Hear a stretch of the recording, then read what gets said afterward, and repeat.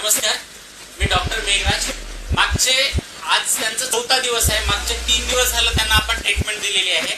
ज्यावेळेस ते आले होते त्यावेळेस त्यांना एक साईड चलता सुद्धा येत नव्हतं. म्हणजे त्यांना काय झालं की नर्व कॉम्प्रेक्शनचं कारण त्यांनी फक्त एक दुधाची कॅन उचलली म्हणून निमित्त झालं आणि त्यांच्या कमरेमध्ये त्यांना त्रास चालू झाला. त्रास चालू झाल्यानंतर जे सायटिक नर्वची प्रॉब्लेम आहे, म्हणजे कमरेपासून ज्यावेळेस नस दबते त्यावेळेस जसा त्रास होतो तसा असाही त्रास त्यांना होता. आजचा त्यांचा 4था दिवस झाला तुम्ही ट्रीटमेंट घेताय माझ्याकडे. 14 दिवस झाला. 4था दिवस.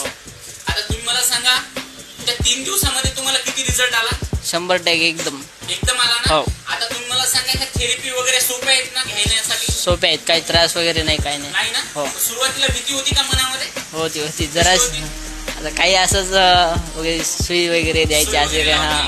अशा पद्धतीची भीती होती तुमच्या मनात. पण आता ज्यावेळेस तुमचं हे जे 3 दिवस तुमची ट्रीटमेंट घेतली त्यावेळेस म्हणजे तुम्हाला खरं त्रास झाला का? नाही. येस.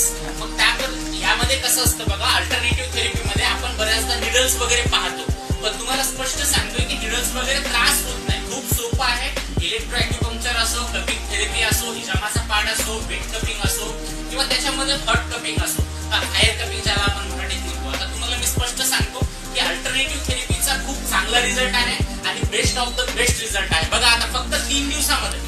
आणि आज त्यांनी ज्या दिवशी आले होते त्यावेळेस त्यांना चलता येत नव्हतं. आता ते नॉर्मली चलतात सुद्धा. आणि तुम्ही कामाला जॉईन केलं का? हो, आजच केलं ना. हो. बघा 3 दिवसामध्ये